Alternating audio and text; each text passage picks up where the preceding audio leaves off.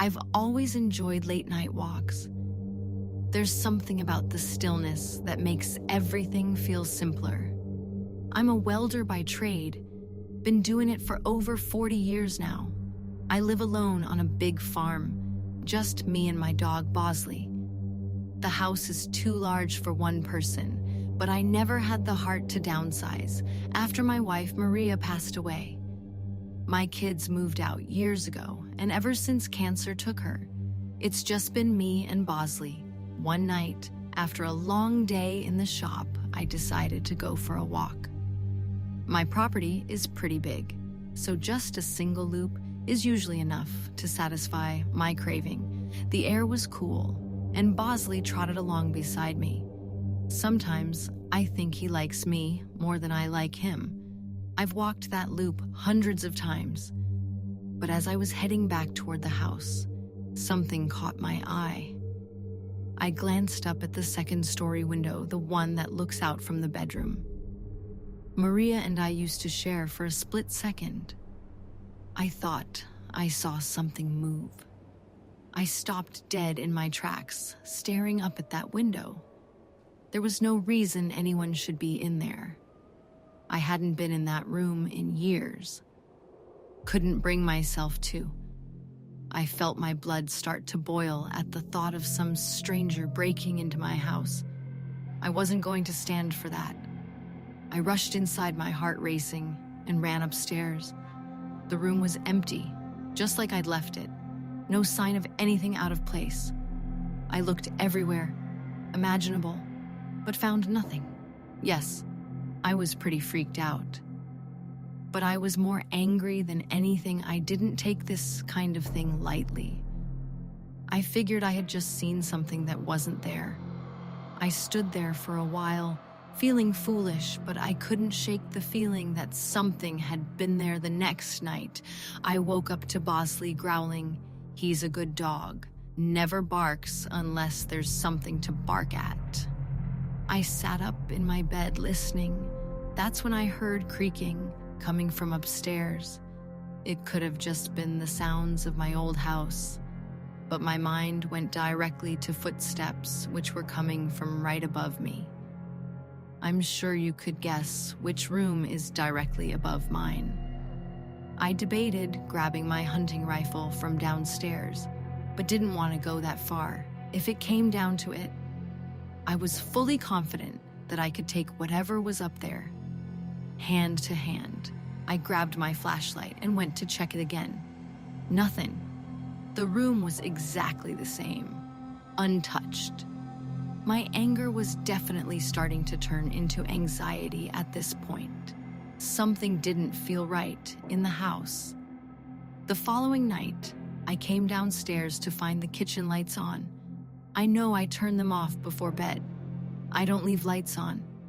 There was no question anymore. Someone was in my house. I started to panic.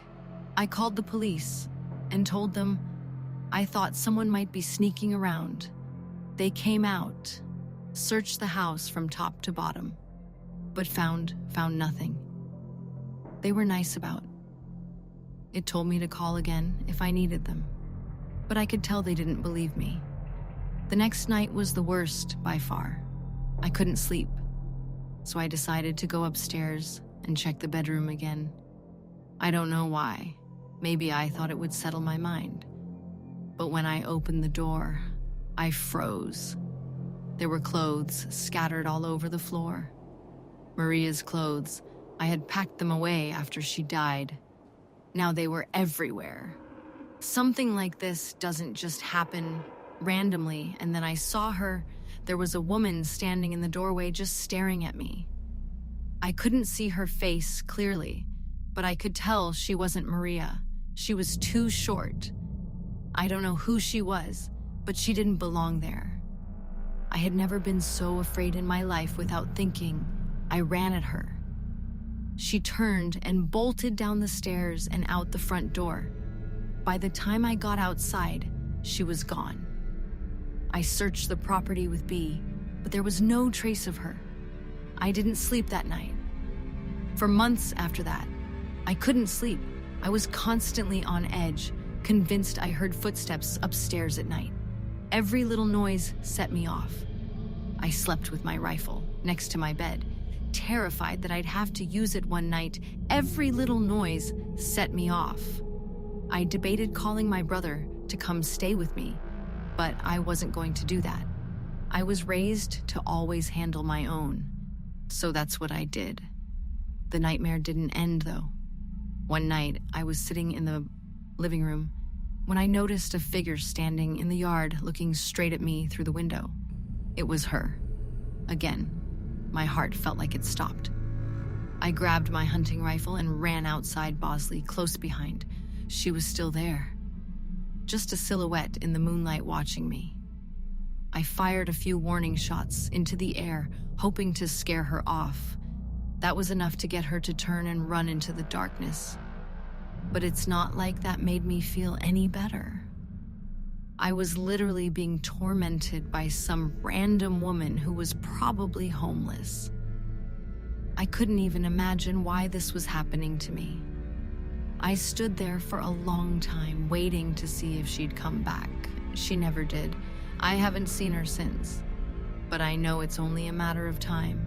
I'm fully prepared to defend myself, but I don't think living in perpetual anxiety like this is sustainable. Thank God for Bosley. I have no idea what I'd do without him. I'll send an update. If anything happens, I work for a catering service, which means I'm on the road. A lot, usually late at night. I spend most of my time lugging stuff from place to place in this massive truck. The company makes me drive. It's not the worst job in the world, but the hours suck, and it's not at all what I thought I'd be doing with my life by the time I get home. I'm either so wired from caffeine that I can't sleep or I pass out the second I hit the bed and stay that way for 12 hours. I was driving back home one night. At like 2 a.m., it was nice to be driving my own car again. As I was approaching my house, I realized I had probably had one too many Red Bulls, and there was no way I'd be able to sleep on top of that. I hadn't eaten in hours, and I was starving. There's a McDonald's right off the highway, about 10 minutes from my house. It's usually my first choice when it comes to late-night snacks, since it's just so convenient. I'm not even one to gorge myself on fast food. I just occasionally get this weird craving that only a handful of fries can satisfy. It's obviously 24/7. And I figured some comfort food would be the perfect thing to help me wind down. I don't remember exactly what time it was, but it was definitely after 2. By the time I pulled into the drive-thru, there were a few cars ahead of me, which I was actually kind of surprised by. It's not like this. McDonald's was a busy spot at 2 a.m. on a Tuesday. As I was sitting there impatiently, I found myself staring off into space, wondering what was taking so long. That's when I noticed something strange. There was an old beat-up Volkswagen with its windows tinted, backed into a spot in the very corner of the lot. The McDonald's itself was only accepting drive-through orders at this hour, so it didn't make sense why there'd be a car in the lot. There were reserved spots on the other side for employees, so it couldn't have been one of them. I figured it was maybe just someone eating in their car, which it probably was. I myself did that from time to time, so I guess I couldn't judge. It was just an odd sight, to be completely honest. I got my food and started driving away. I didn't want to go home just yet, but I also didn't want to just sit there idling my car. I began racking my brain, trying to think of a good place to scarf down the food. I live in a pretty lush area, so there's honestly a lot of options, but I didn't want to beat around the bush too much, considering how late it was. There's a massive nature preserve literally down the street from my house. It's situated on a mountain, and is essentially just an enormous forest. The kicker is that there's a scenic lookout point at the peak with a view of the city. There's a road that loops around the perimeter of the preserve and will take you right to the peak, which is nice during the day after. The preserve closes, though the road is inaccessible to cars, but still a convenient path to get to the peak without having to walk through any woods. I used to go there with my friends from high school all the time. It was kind of a default spot when we wanted to be outside. We'd hang out, talk smoke, or just appreciate the view. I actually hadn't been there in a while because I was just so busy working all the time. So I figured going there would deliver a much-needed nostalgia rush when I got to the preserve parking area. It was completely empty. I say parking area because it wasn't a traditional parking lot with spaces for cars, but rather a big patch of gravel that veered off from one of the roads that ran past the preserve's border. Like I said, the actual preserve was closed, meaning I'd have to walk all the way up to the lookout spot from outside before I could even turn off the engine. I saw headlights pulling into the lot that was unsettling enough on its own. Who else would be here at 2 a.m.? And then I realized what I was looking at. It was that same Volkswagen from the McDonald's parking lot. I was 100% certain of it. I parked a little ways away and the engine cut off. I felt the unease start to pour in.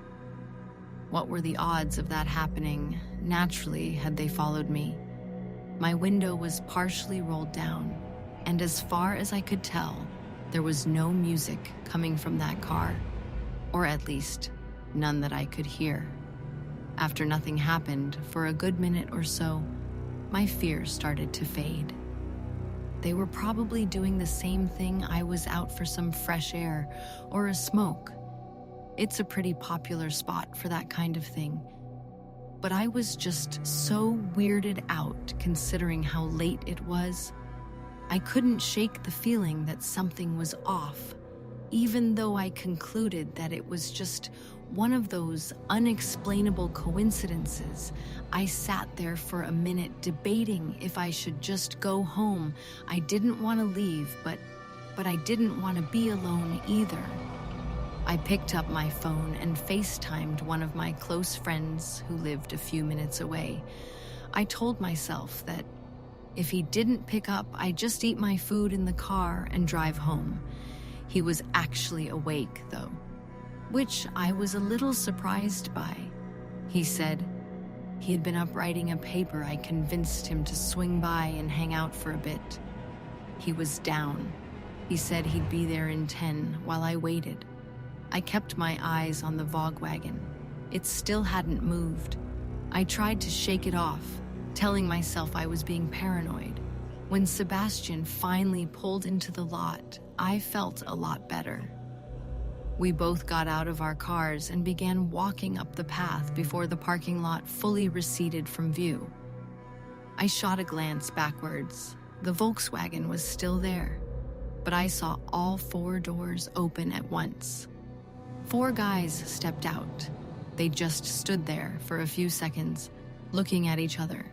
They weren't even talking, just looking around at each other. It was freaky. I nudged S.A., who realized what I was looking at. Before they could see us, we continued walking up the path so that the lot was obstructed from view. Alarm bells were going off in my head, but Sebastian didn't seem that concerned. He told me they were probably just going out to smoke. We kept walking, and by the time we got to the top, the city view was enough to take my mind off things. We always sat on this little rock wall that was supposed to keep people from wandering off the edge of the mountain. We sat there eating and talking like we used to. It is nice. Of course, that nice feeling didn't last very long. We heard the sound of talking and laughter.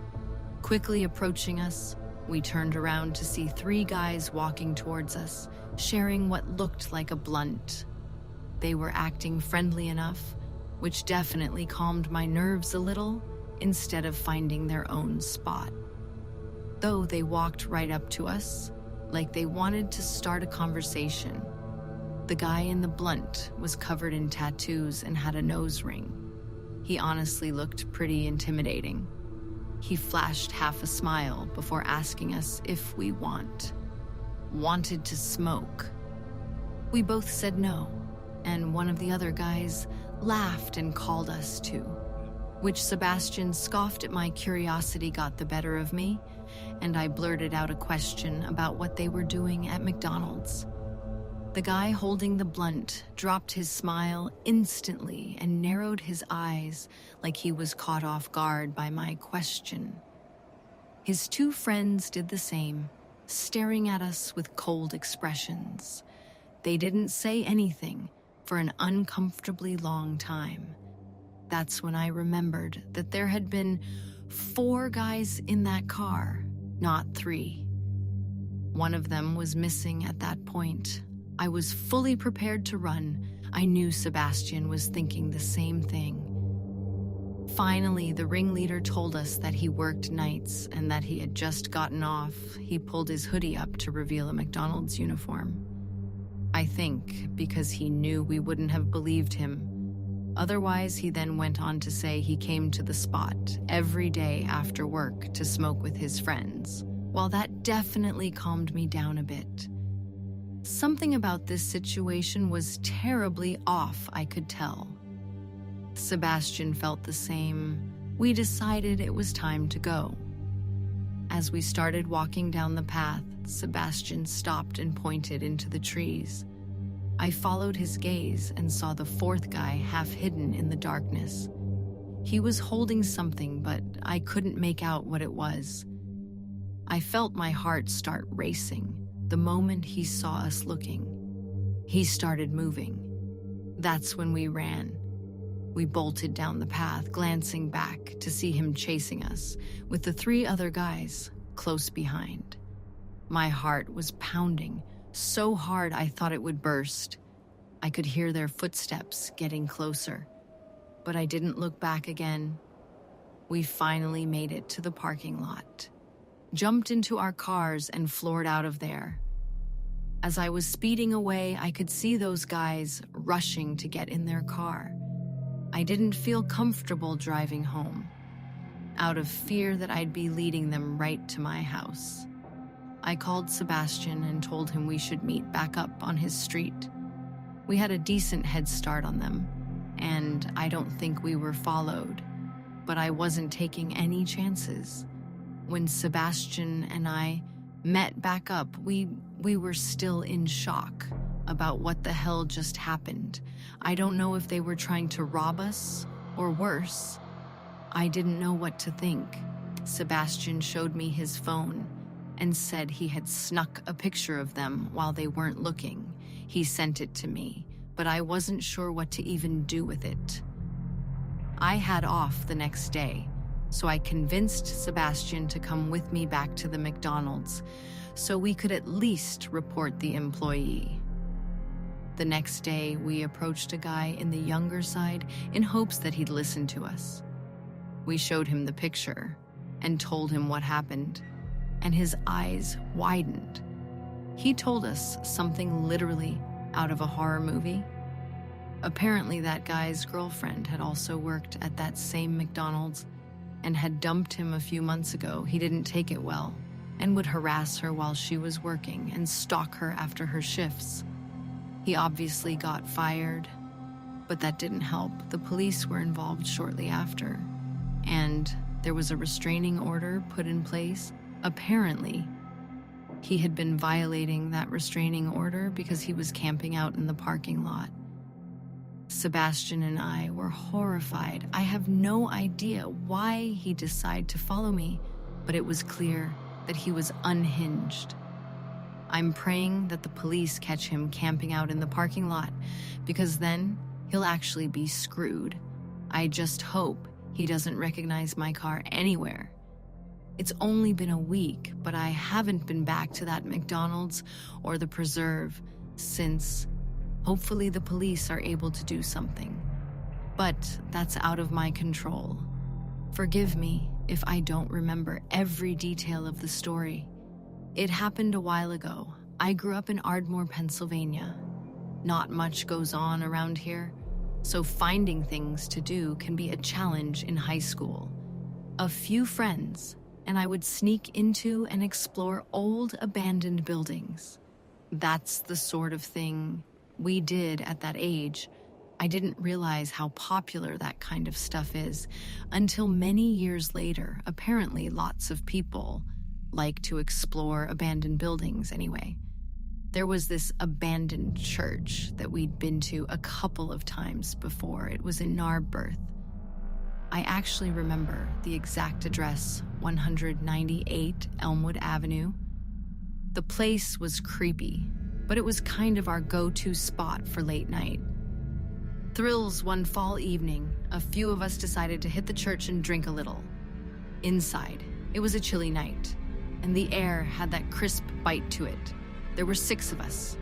Me, Luna, Gina, Johnny Max, and Allie. The church sat behind an 8-foot chain-link fence, which we had to climb to get in the doors. We're all boarded up, so we always went through a window on the side. Once you were inside, the first thing you noticed was the floor, or lack of one. The entire first floor was just dirt. It looked like someone had ripped out the floorboards years ago, leaving only a hole in the center, where a set of concrete stairs LED down to the basement. That's where we always ended up, down in the basement. The basement had 3 rooms, but only one had a door. The other 2 just had door frames. The first room we went into was the large. There wasn't much in it, just some old furniture, broken chairs, a busted couch. I remember having to shush Johnny like 12 times because he was a lightweight, and the tiny bit of alcohol he had was making him really loud and antsy. Being in such a big group was always a plus, though, and I felt much safer knowing we had numbers. We messed around for a while, drinking and laughing like we usually did. We might have had a speaker playing music, but I don't fully remember. Out of nowhere, a door slammed. I literally jumped. That's how loud it was. We froze, staring at each other with concerned expressions. At first, I thought one of us had closed the door by accident, but no one was near it. Almost immediately, Luna, Gina, and Johnny made a break for it, sprinting up the stairs, leaving me, Max, and Allie behind. We were the fearless ones, and none of us wanted to leave. Just yet. My heart was definitely pounding. I fully admit that. But I wasn't going to let the wind freak me out. I could tell Max and Allie were thinking the same thing. I don't know if it was curiosity or stupidity, but we decided to investigate after standing in silence for a few minutes. The 3 of us crept over to open the door that had slammed shut behind. It was a small room, and the first thing I saw was a dresser. The mirror on top of it was cracked, and there were red stains smeared across the surface. At first, I thought it was old paint or something. But when I got closer, I realized something terrifying. It wasn't completely dry. The stains still had that sticky sheen to them, like whatever it was hadn't been there for long. I felt the hairs on my neck stand up, and I was having second thoughts about not leaving sooner. Someone, or dare I say, something had recently been in this room. Then I saw the picture. There was an old photo on top of the dresser, a black and white shot of a woman in a wedding dress. She was smiling, but there was something off about it. The whole thing gave me a bad feeling. I backed away, but just as I turned, we heard another noise. This time, it wasn't the door. It was coming from one of the other rooms. It was coming from the room we had just been in. That's when Max and Allie both decided they'd had enough. I wasn't going to argue with them. We grabbed our stuff and ran out of there as fast as we could. When we climbed back over the fence and hit the pavement, none of us said a word after jumping the fence. I turned around and I could swear I saw the silhouette of a person standing in the open window. I still pray that by some minuscule chance, my mind was just playing tricks on me. But I'll never know for sure. My friends and I never went back there together for as long as we remained friends. I've actually been back to that church myself, although it wasn't a church anymore. By the time I got around to checking it out again, it was completely demolished. I still have no idea what we saw that night. I'm just glad my friends were there to witness it with me. Had I been alone, I might doubt this whole thing even happens. If anyone wants to do some digging, go ahead. I was never able to find out anything online, but I wouldn't be surprised if that church has a history I don't know about.